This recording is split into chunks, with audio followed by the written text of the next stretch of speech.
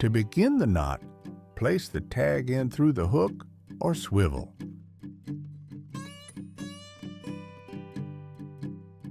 Wrap the tag end around your thumb 3 times. Place the tag end from the eye side up through the 3 loops.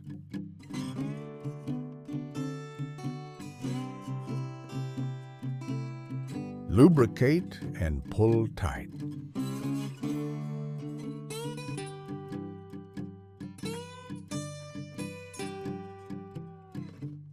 Now trim the tag end.